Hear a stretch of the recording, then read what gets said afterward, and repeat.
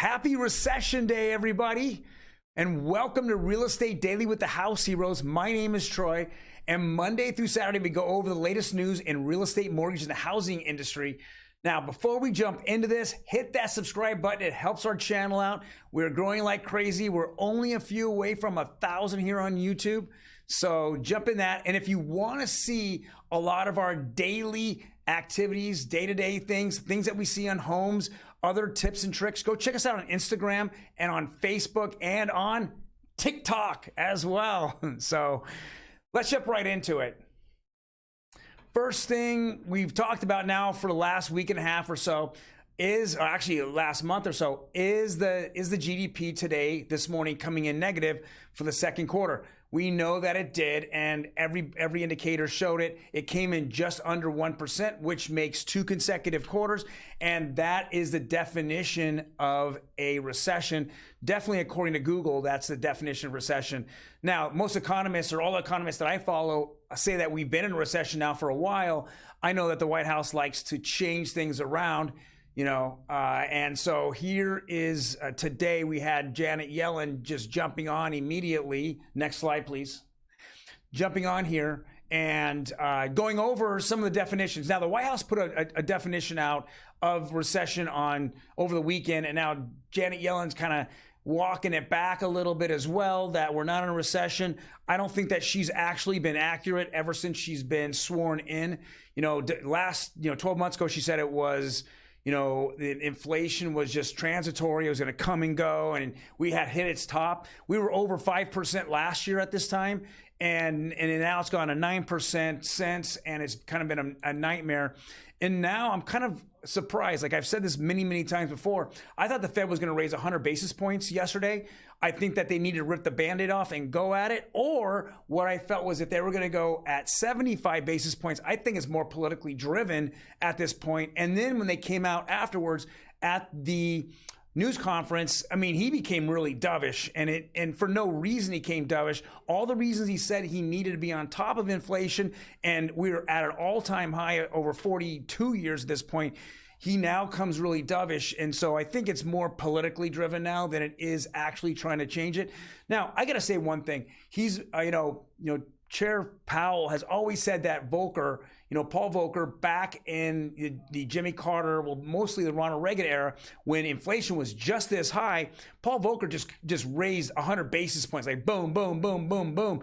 And he got on top of inflation, and we were in and out of it within a year. Here, if we keep just kind of pussyfooting around it, we're just going to keep it lingering. And this inflationary, I think personally what I'm feeling is that the Fed and the federal government wants us to get used to $4 gas or $5 gas, or here in Southern California, $6.50 gas prices. Get used to it, and then hopefully they'll see salaries move up. But this isn't the way to go. We need to get on top of this. We need to rip the Band-Aid off, and we need not to worry about the midterm elections. We need to go right after this and get rid of it. Now, let me ask you this. What is the definition of inflation, or how is inflation caused?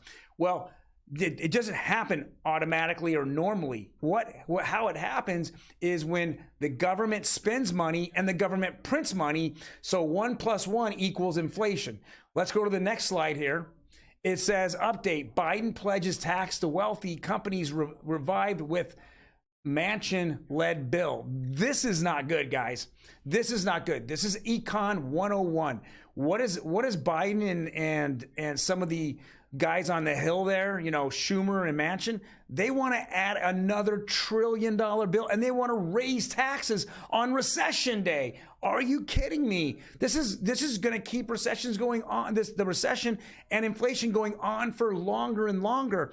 I don't know if this is a crazy attempt before they feel that the midterms might get a lot of them out of office. It might switch the House and the Senate, but I don't get it. I mean, why? You've known that even the Fed has talked about the government spending is causing this. We just gave $400 million here. We're writing checks $1 billion here and there, and now you want to throw in $1 trillion package right before the midterms. This isn't going to be good, and I don't get it. It's just going to cause recession deeper and deeper. So let's go ahead and jump into the next one.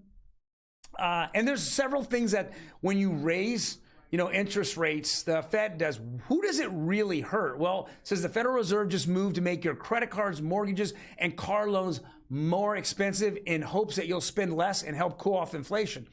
Absolutely. So if you haven't paid off your credit cards, what are you going to do? You're going to spend more money on your interest of your credit card. So as your balance stays the same, you're going to be paying more interest off of it. That's not good. You need to get those balances down. This is, if you can. Some of you guys out there can't. And a lot of people are using credit, and it's not good. I see the credit keeps going up and up in the United States because more people have to go to their credit cards because their income is not covering what inflation is happening. Car loans are more expensive. On Saturday, I'm going to go over what my opinion piece is the 5 things the Federal Reserve, by raising interest rates and what inflation's happened, 5 things that have hurt the economy, mostly though the housing industry. I got that. Check it out on Saturday here on YouTube. Next article is from Redfin. It says housing market update. Uptick in searches and tours highlight buyers' mortgage rate sensitivity. What we're seeing, and I've seen last couple of weeks here in Southern California, is I'm seeing more buyers come back. I think they're starting to feel comfortable with the interest rates. And because they're feeling more comfortable with the interest rates, and we're seeing kind of a neutral feel out there, then I think that they're not as scared as they were for the past previous 30 days, even though the CPI number came in horrible and core inflation just keeps showing it's accelerating. I think that the media playing it down a little bit has helped calm the fears a little bit. And so I'm seeing buyers come back in the market, and I'm seeing multiple offers on some of the entry-level homes. I know that all the homes that we have that are typically in the 8s and plus is starting to get offers on them again. So that's good. I will have, if you go check out our Instagram page, you'll see that I go over all 4 counties for the week ending July 24th. The only county that really got hurt real bad, and it's showing that inflation is really affecting it, has really been Orange County. It's the most affected. San Bernardino County looks like it's the least affected, but that's the most entry-level homes out there in that county here in Southern California. The last article here is Optimum Blue. We're going to go over the interest rates that they put out on a daily basis. 30-year conforming at 5.6 at this point. It didn't really even go up. It kind of stayed flat. We're looking at 30-year FHA. That's kind of flat. So we're kind of seeing everything flatten out. I know that this morning when I just took a peek at them, I saw interest rates go down a little bit. That's actually going to spur more buyers out there feeling more comfortable. So I think that the housing market almost as if the doomsdayers came in for a month, and surely they should have, and said a lot of negative things. But I think that buyers are slowly getting used to this type of environment, and they're going to buy. And everybody knows out there that sooner or later, that in a recession time, within the next 12 months, we're going to see the Fed change course, and they're going to start to lower interest rates, and they can refi out of a 5%, or 6% interest rates. They can refi out of them. And because of that, I think that will just kind of get momentum in today's market.